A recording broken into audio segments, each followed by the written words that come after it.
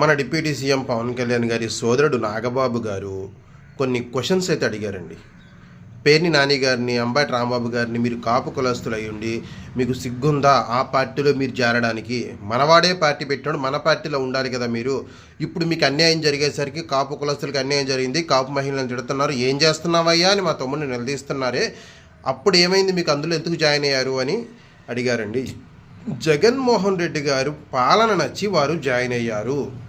Answer: Jaganmohan Reddy గారు ఏ రోజు కూడా కుల ప్రస్తావన తీసుకురాలేదు.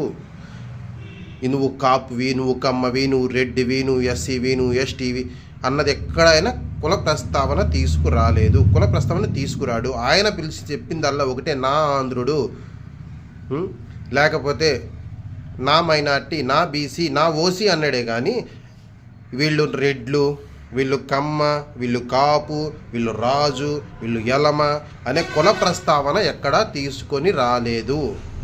అలాగే ఆయన పెట్టినటువంటి పథకాల్లో కూడా కుల ప్రస్తావన అనేది లేకుండానే అందరికీ సమానంగా పథకాలను పెట్టాడు. అంటే సామాజిక న్యాయం చేశాడు ఆయన. కుల ప్రస్తావన లేని రాజకీయం నడిపించింది జగన్మోహన్ రెడ్డి గారు మాత్రమే. మళ్ళీ మీ సోదరుడు పవన్ కళ్యాణ్ గారు చేసిందేంటి? కులాల మధ్య సిచ్చు.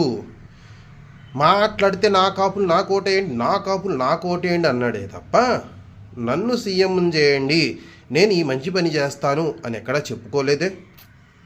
ఎంతసేపు మన కాపుల్లో వాళ్ళు ఒక్కళ్ళు కూడా అధికారంలో రాకూడదా, గెలవకూడదా, మనం తొక్కేస్తున్నారు అన్నాడే తప్ప కులాన్ని పక్కన పెట్టి నేను మంచి చేస్తాను, నన్ను నమ్మండి అనలేదే. అన్ని అబద్ధాలు చెప్పే కదా మీ తమ్ముడు గెలిచాడు. మీ తమ్ముడిని నిలదీయచ్చు కదా ముందు నువ్వు. ఏమయ్యా సోదరుడా, 30,000 మంది అమ్మాయిలు తప్పిపోయారన్నావు, ఎక్కడా తీసుకొచ్చావా నాన్న అని మీ తమ్ముడిని ప్రశ్నించచ్చు కదా.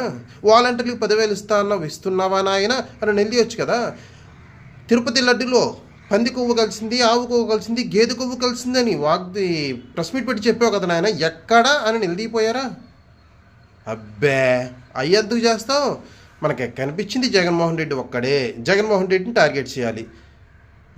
అది కులాల చుర్రొచ్చు జగన్మోహన్ రెడ్డికి రాసేయాలి.